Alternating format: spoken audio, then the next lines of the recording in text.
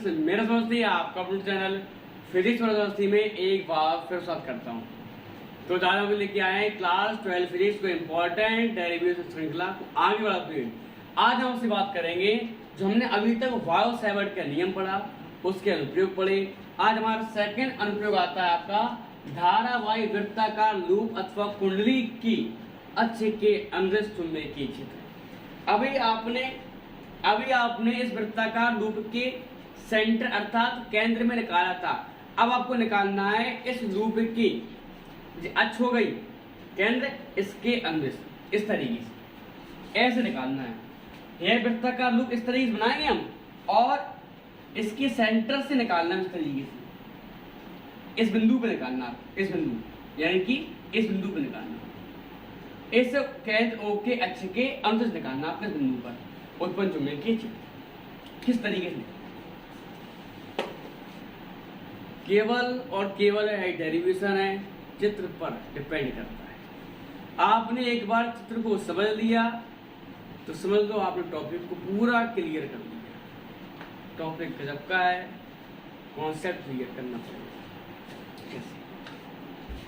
तो माना जाए कि हमारे पास एक वृत्ताकार लूप है इस तरीके से,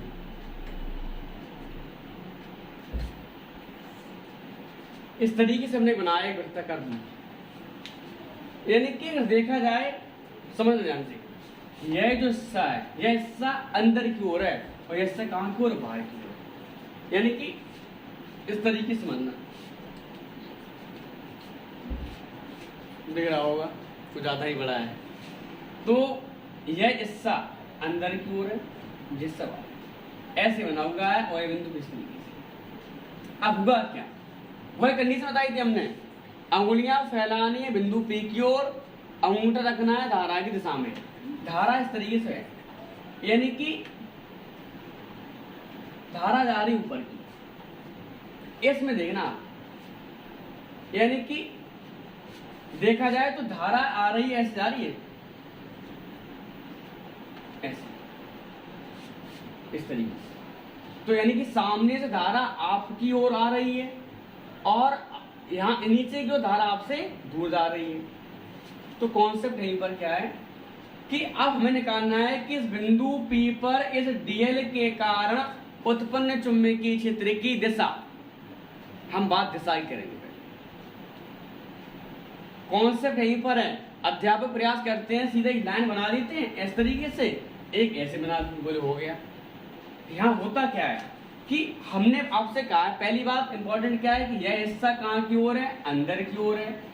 यह हिस्सा आप बाहर की ओर है और इसके अक्ष के अंदर से हमें निकालना है ऐसे जी वाला।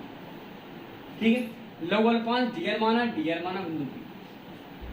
पहली बात अगर देखा जाए तो जो डीएल लघुगोलपांश है, यह डीएल और इस बिंदु P के बीच का एंगल कितना होगा? हमारा 90 अंश होगा। जी एंगल, जी बीच का एंगल कितना होगा? 90 अंश होता है। और दिशा की बात करेंगे अगर हम, तो धारा अब देखो धारा क्यों आ रही थी, तो अंगूठा रखा धारा की दिशा में, अंगुलियां फैलाई बिंदु P की ओर। तो चुंबकीय दिशा कहाँ होगी? अब लंबवत बाहर की ओर, ऊपर की ओर, इस तरीके से। तो dv लघु के लिए बात। ठीक इसी प्रकार से हम बात करेंगे इस dl के कारण। अब देखना, जब धारा आपकी ओर आ रही तो आपने दिमाग लगाया, अंगूठा रखा धारा की दिशा में, अंगुलियां फैलाई बिंदु P की ओर, चुंबक कहाँ होगा? लंबवत बाहर की ओर। इसी प्रकार से धारा जा रही है आपसे दूर इस तरीके से, अंगुलियां फैलाई बिंदु P की ओर, चुंबक कहाँ होगा? लंबवत बाहर, इस तरीके से।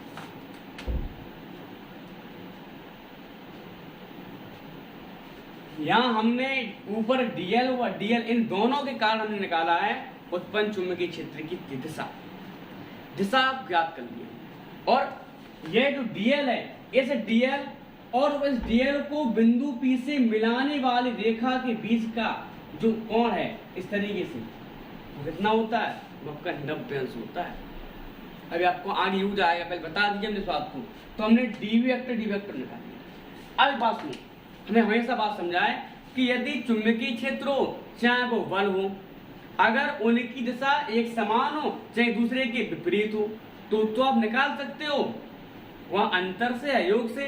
लेकिन यहां पर क्या है, डीएल व डीएल के कारण डी वेक्टर की दिशा कैसी है, एक दूसरे के समान है, एक इधर जा रहा है तो दूसरा इधर जा रहा है, इस तरीके से। तो इस कंडीशन होता क्या है कि डी वेक्टर का कह रहे हैं हम घटकों का वियोजन करेंगे, घटकों का वियोजन। तो आप कह सकते हो कि माना कि कैपिटल आर त्रिज्या का एक वृत्ताकार कुंडली, माना कि कैपिटल आर त्रिज्या की वृत्ताकार कुंडली में आई धारा प्रवाहित हो रही है, आई धारा प्रवाहित हो रही है। धारा किस प्रकार हो रही है, एंटी क्लॉकवाइज, आई धारा वामवर्त दिशा में प्रवाहित हो रही है। माना कुंडली के केंद्र O से x दूरी पर एक बिंदु P स्थित है, एक बिंदु P, केंद्र O से x दूरी पर बिंदु P स्थित है, जिस पर हमें चुंबकीय क्षेत्र की तीव्रता ज्ञात करनी है। तो हमने देखा दोनों लगभग 500 से हमने निकाली चुंबकीय क्षेत्र की दिशा निकाली। अब यहां से हम कर रहे हैं घटकों का वियोजन। घटकों का आपने पढ़ा होगा फर्स्ट चैप्टर में पढ़ा है निरक्षीय स्थिति में। तो हमने यहां से क्या किया, हमने यहां से किया घटकों का वियोजन, घटकों का वियोजन। हमने माना कि यहां पर आपका एंगल आपका फाई है और यहां भी कितना माना हमने, फाई माना। समझना कॉन्सेप्ट। अब जो दिशा है इस बिंदु P पर, इसके अवलंबों सवाल तो यह एंगल फाई है, तो ये आपका हमने माना है ये एंगल आपका है 90 माइनस की फाई, तो ये कितना मिलेगा हमें, फाई मिलेगा। ठीक इसी प्रकार ये भी कितना एंगल होगा आपका, फाई होगा। टोटल 90 यहां से यहां तक 90 है, तो हमने इसे माना 90 माइनस के फाई, इसे माना हमने फाई, टोटल जोड़ के 90 तो आएगा। तो इस तरीके से हमने निकाला यहां से ये आपका कितना एंगल है, फाई, और ये कितना है, फाई। इस तरीके से हमने घटकों का वियोजन किया। अब सुनो यहां से, हमने हमेशा पढ़ा है आगे कि थीटा जिन दो भुजाओं से जुड़ा हो वो घटक कौन सा होता है आपका, क्षैतिज घटक। तो थीटा दूर भुजा घटक कौन सा होता है आपका, ऊर्ध्व घटक। तो थीटा जुड़ा हुआ है किस भुजा से, इससे। समझ लेना, तुम समझ लेना। इस तरीके से हमने कहा परिणामी ए वेक्टर है, एंगल थीटा है। तो इसका बताइए सर घटक क्षैतिज, थीटा जुड़ा हुआ है तो ए कॉस थीटा, और थीटा दूर तो ए साइन थीटा। तो थीटा से जो दूर भुजा है वो हो जाएगा ए साइन थीटा। तो थीटा जिन दो भुजाओं जुड़ा हुआ घटक कौन सा होगा हमारा, क्षैतिज घटक। तो थीटा से दूर भुजा ऊर्ध्व घटक, थीटा जुड़ा हुआ है क्षैतिज घटक। तो ये घटक ए कॉस थीटा क्या हो जाएगा हमारे पास, ए साइन थीटा। तो यहां समझो इसी तरीके इसका परिणामी क्या है, इसका परिणामी है डी वेक्टर। क्या मिल जाएगा हमें, डीवी कॉस फाई, और इससे दूर तो डीवी साइन फाई। इसका देखो आप, इसका एंगल देखो, फाई जुड़ा हुआ है तो फाई है इन दो भुजाओं में जुड़ा हुआ है, तो क्या हो जाएगा हमारे पास, डीवी कॉस फाई और डीवी साइन फाई। हमारा काम पहला था घटकों का वियोजन करके। अब हमें समझ में आ गया कि कौन सा घटक फाई, सॉरी थीटा कर दिया हमने, कॉस फाई। अब आपको पता लगाना है कि जो आपने घटकों का वियोजन किया इन घटकों में आपके लिए कौन सा इंपॉर्टेंट है। क्योंकि देखा जाए डीबी कॉस फाई और डीबी कॉस फाई परिमाण में समान है, परिमाण में कैसे हैं, समान है, दिशा में कैसे हैं, विपरीत है। वही बात हो गई, जैसे किसी वस्तु, कोई सरफेस पर वस्तु रखी है, 5 किलोग्राम वस्तु है, एक बल लगाया यहाँ पर 10 न्यूटन का, एक में लगाया 10 न्यूटन का, दोनों दिशाओं से बल की तीव्रता कैसी है, समान है। तो क्या विस्थापन होगा वस्तु में, कभी नहीं होगा। तो वस्तुओं में इनकी स्थिति में परिवर्तन कभी होगा ही नहीं, कभी विस्थापन, कभी परिवर्तन नहीं होगा।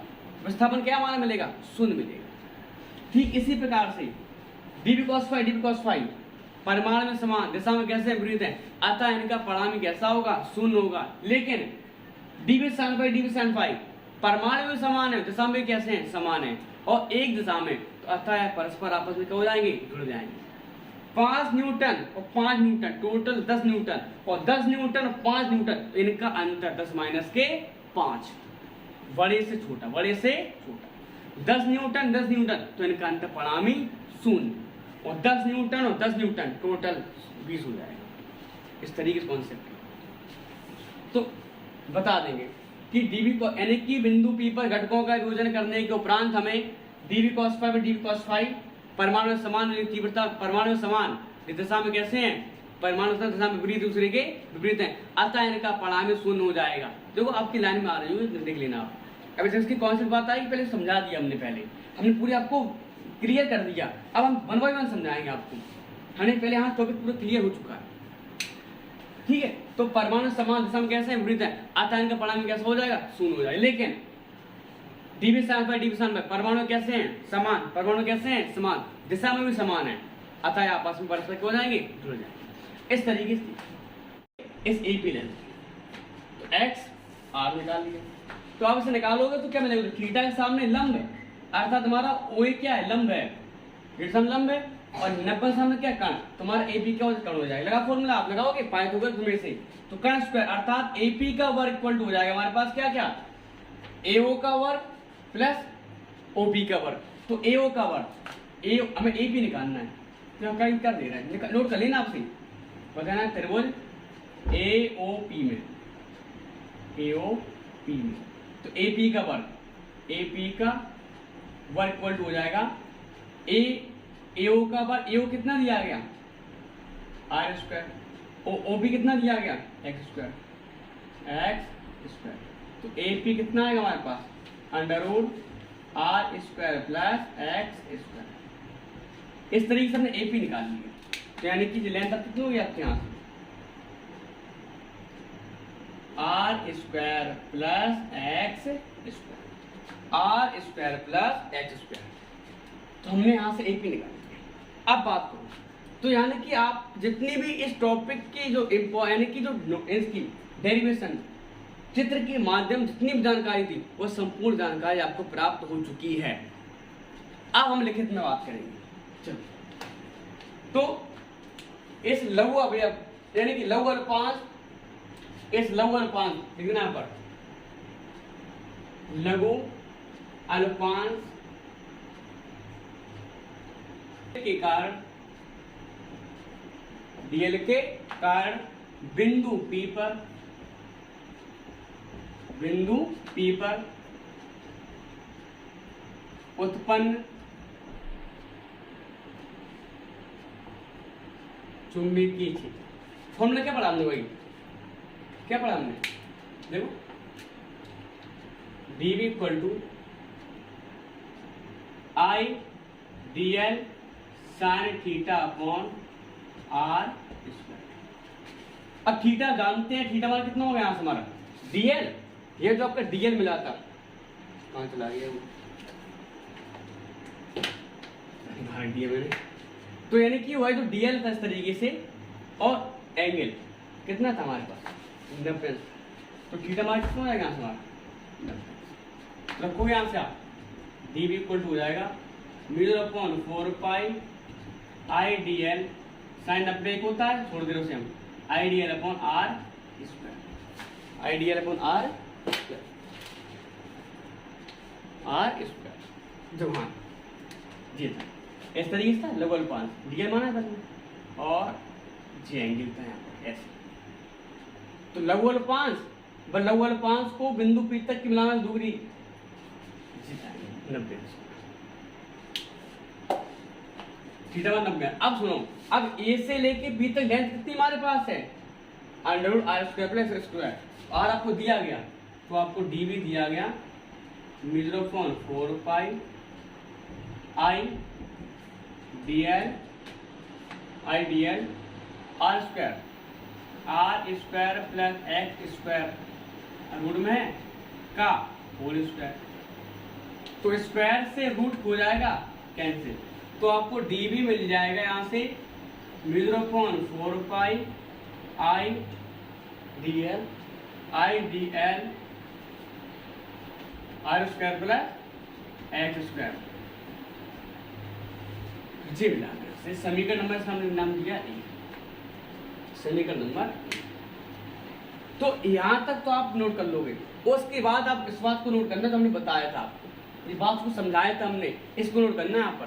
तो नोट करो क्या, यहाँ करना है कि चुंबकीय क्षेत्र डीबी को, जो आपका डीबी थे, तो बता देना कि डीबी को अक्ष के अनुदेश व लंबवत, डीबी वेक्टर को अक्ष के अनुदेश व लंबवत घटकों में विभाजित करने पर हमें घटक प्राप्त हुए डीबी cos फाई व डीबी cos फाई प्राप्त होते हैं। तो डीबी cos फाई, आपको नीचे लाइन आ चुकी हो, तो क्या लिखा होगा सुनिए ना। तो डीबी cos फाई परस्पर कैसे परमाणु में समान दिशा में कैसे विरुद्ध हैं, अचानक पढ़ा में कैसा आ जाएगा, शून्य हो जाएगा। लेकिन डीबी sin पाई परमाणु में कैसे हैं, समान दिशा में कैसे हैं, दिशा में समान है, अतः आपस में जुड़ जाएंगे, तो अब जो आपके पास आएगा, अब जो आपके पास आता है नेट चुंबकीय क्षेत्र, जो आपके पास आएगा V इक्वल टू, अर्थात जो आपका डीबी होगा। अब आपने लघु का निकाल लिया, किसका निकालेंगे, यहां से संपूर्ण निकालेंगे। और किसके लिए निकालेंगे हम, केवल डीबी sin फाई, किसके लिए निकालेंगे हम, केवल डीबी sin फाई के लिए, डीबी sin फाई। तो डीबी के सवाल हम जानते कितना होता है, V होता है। तो V इक्वल टू मिला हमें क्या, और डीबी का मान कितना निकाला हमने, mu 0/4 pi I dl upon r square plus x square into sine phi, sine theta, लाल बटे का लंब बटे कर्ण। तो थीटा से लंब कितना हमारे पास होगा, लंब होगा r, लंब कितना होगा हमारे पास, लंब होगा r, और कर्ण कितना हमारे पास लिखा हुआ है, कर्ण r square plus x square, इस तरीके से। तो v इक्वल टू हो जाएगा हमारे पास क्या, integration mu 0/4 pi I dl upon, जो लिखा हुआ है x रूट x लिखा हुआ है, सुना सही, x रूट x लिखा हुआ है, अर्थात x की पावर 1 इंटू x की पावर 1/2, गुणांक आते जुड़ती हैं, तो क्या मिलेगा हमें, x की पावर 1 प्लस 1/2 अर्थात 3/2। तो ठीक इसी प्रकार से मिलेगा हमें क्या, यहाँ से r square plus x square की पावर 3/2 इंटू यहाँ भी लाइन दिखाई देगी, ठीक है। तो अब सुना, तो हमने यहाँ तक बात समझ ली। तो अब एक काम करना, जिस जो कांस्टेंट है वह तो वह उससे बाहर निकाल लिया जाएगा, जो बदलेगा, जो चेंजेबल होगा, उसका समाधान करेंगे। तो यहाँ से काम करो, यहाँ से कांस्टेंट क्या क्या है, कांस्टेंट हमारे पास है म्यू 0/4 पाई, धारा भी समान रहेगी, r स्क्वायर x भी दूरी में समान होगी, बिंदु मान थोड़ी बिंदु बदल लोगे, यानी कि माना में 10 सेंटीमीटर बिंदु पीस देता है, तो निगमन करते समय क्या बिंदु 12 सेंटीमीटर कर दोगे आप, क्या जो आपने प्रारंभिक स्थिति ली है वही तो बात की जाएगी उसकी। तो r square plus x square की पावर 3/, अंदर क्या बचा हमारे पास, अंदर बचा हमारे पास केवल क्या, dl, क्या बचा हमारे पास, dl। तो हमने लघु की बात की थी, किसकी बात की थी हमने, और बात किसकी बात कर रहे हैं, संपूर्ण की। तो लिमिट वही बात 0 से 2 पाई r, 0 से 2 पाई r, नहीं कैपिटल r होगा, तो 2 पाई कैपिटल r होगा, 0 से 2 पाई कैपिटल। इस तरीके से हमने यहाँ से बात की, तो यहाँ से क्लियर बात। अब करो समाधान, आप v इक्वल टू हो जाएगा mu 0/4 pi I upon r square plus x square की पावर 3/2 इंटू, इसको कर दे रहे हम, ठीक है, नोट कर लिया इस बात को, इंटू dl का समाकलन हो जाएगा हमारे पास l, लिमिट 0 से 2 पाई r, तो कैपिटल R हो जाएगा। गलती हम ऑफलाइन में गलती हो जाती है कभी-कभी, ऐसे 2 पाई स्मॉल r कर देते हैं हम, चलो ध्यान रखें इस बात को। v इक्वल टू mu 0/4 pi I upon r square plus x square की पावर 3/2, लिमिट रखो, रखेंगे 2 पाई r माइनस के 0। तो v इक्वल टू हो जाएगा यहाँ से क्या, mu 0/4 pi I upon R square plus x square की पावर 3/2 इंटू 2 पाई से पाई कैंसिल, 2 दूनी 4, 2 दूनी 4, 2 पाई आर गलत हो जाएगा, 2 पाई आर गुना आर काम देना आइडियल आई आर गुना स्क्वायर आर। एक जी आर रह गया आपके यहाँ से, आर भी तो निकाले कौन सी बार उसको निकाल नहीं पाया, ठीक है। हम देख रहे हैं डीएल, तो आई आर और आई आर और आई, ठीक है। तो वी इक्वल टू हो जाएगा, थोड़े मिस्टेक हो जाती है, तो वी इक्वल टू हो जाएगा यहाँ से क्या, म्यू 0.2 आई आर स्क्वायर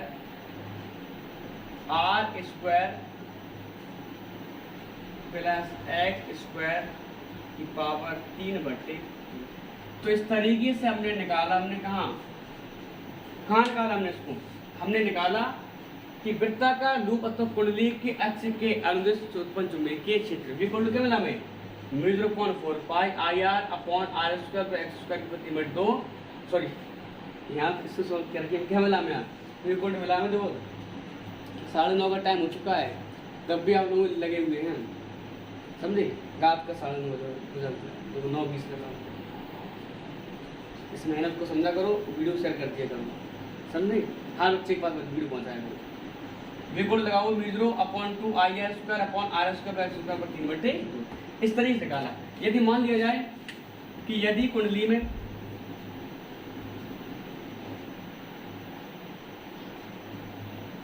एन फेरियो, कितनी फेरियो एन फेरियो, तो क्या मिलेगा हमें से v इक्वल टू मिल जाएगा mu 0/2 N I R square upon R square plus x square की पावर 3/2। इस तरीके से हम निकालेंगे हम अच्छे के अंदर। अगर यहीं से निकालना हो आपको केंद्र पर, अब केंद्र पर एक्स 0 हो जाएगा, होगा नहीं होगा, जैसे मान लिया हमने केंद्र पर निकालना हो, सॉल्व कर लो, कल क्लियर बात करनी है। v इक्वल टू, तो केंद्र पर एक्स हमारा 0 हो जाएगा, वो तो एक्स जो दूरी पर माना था वो तो केंद्र पर हो जाएगा, इस बिंदु भी कहाँ पर होगा, केंद्र ऊपर ही होगा, एक्स बराबर 0 हो जाएगा। तो mu 0 N I R square upon 2 R square X पर 0, तो आर स्क्वायर की पावर 3/2, आर स्क्वायर की पावर 3/2 गुणा घात है, घात पर घात गुणा होता, स्क्वायर रूट कैंसिल हो जाएगा, स्क्वायर रूट नहीं, एक्स स्क्वायर की पावर 3/2, 2 से 2 कैंसिल हो जाएगा, क्या मिलेगा यहाँ से में, हमें यहाँ से मिलेगा क्या, आर की पावर 3, स्क्वायर से आर कैंसिल, तो v इक्वल टू क्या मिला यहाँ से में म्यू 0 एन आई अपॉन, बताओ हमने यही निकाला था केंद्र पर, बताओ निकाला था, लेकिन वहाँ पर मैं स्मॉल आर मान लिया था, स्मॉल आर रेडियस मान ली थी हमने, और कुछ नहीं किया था, यहाँ पर कैपिटल आर रेडियस है, ठीक है। तो इस तरीके से हमने निकाला केंद्र के अक्ष के, हम इसमें निकाल लिया हमने। तो आपको यहाँ तक पेपर बहुत इंपॉर्टेंट डेरिवेशन है हमारा जो वाला, तो यहाँ तक आपने इसको नोट करके आना केंद्र के लिए। तो अगर आपने हमारा